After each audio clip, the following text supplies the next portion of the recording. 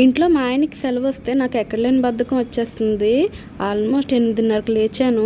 Tiffin లేదు, పాడు లేదని మా ఆయన తిడుతుంటే బయటికెళ్ళి టిఫిన్ తిందామండి అని ప్లాన్ చేశాను. సో బయటికి మేము వెళ్ళి టిఫిన్ తెచ్చేసుకున్నాము. అయితే ఏం లేదండి, చిన్న పందెం వేసుకుందామా అన్నాను. ఏం పందెం అని అడిగాడు. ఇద్దరం చెరో 2 ప్లేట్లు నచ్చిన టిఫిన్ తీసుకుందాము, ఎవరు తొందరగా తింటే వాళ్ళు అవతల వాళ్ళు ఓడిపోయినట్టు, తొందరగా తినే వాళ్ళకి ఓడిపోయిన వాళ్ళు 500 ఇవ్వాలని చెప్పాను. సో ఏకగ్రీవంగా ఎన్నికైన నేను అసలు పోటీలో ఆయన ఎలా గెలుస్తాడు అనుకున్నాడో నేను గెలిచేసానండి. శుభ్రంగా ఎడాపెడా తినేసి మరీ గెలిచేసాను. మా ఆయన నా వంక చూస్తూనే ఉన్నాడు. లాస్ట్ బైట్ పెట్టుకొని ఏమండి నేను గెలిచేసాను అన్నట్టు ఫీలింగ్ ఇస్తుంటే మా ఆయన తల కూడా లేపట్లేదు. ఆయన పని ఆయన చేసుకుంటున్నాడు. నేను తలెత్తనన్నాడు. నాకు నవ్వు వచ్చేసింది. ఈలోపు కింద నుంచి మా ఐషు అట్లు కూడా పంపించింది. ఇవి కూడా తినేసేయండి అని అన్నాను. చాలా కోపం మీద ఉన్నారు.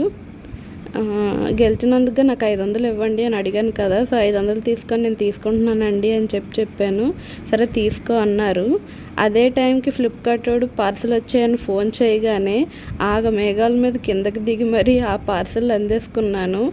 అదే time to time delivery boy కూడా ఆ టైంకి రావడం అసలు నిజంగా నవ్వుకునే విషయం. అసలు మా ఆయన 500 నాకు ఇచ్చినట్టే ఇచ్చి లాగేసుకోక ముందే ఆడు ఫోన్ చేసి పార్సల్ వచ్చాయని చెప్పడం నాకు మంచిదైంది.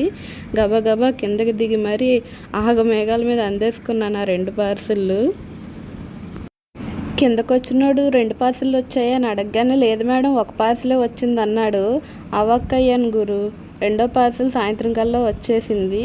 1 పార్సల్ అయినా వచ్చింది కదా అని మహా సంతోషపడిపోయాను. దిగేటప్పుడు ఎంత ఆనందంగా దిగాను, ఎక్కేటప్పుడు చాలా బాధగా ఎక్కేస్తున్నాను.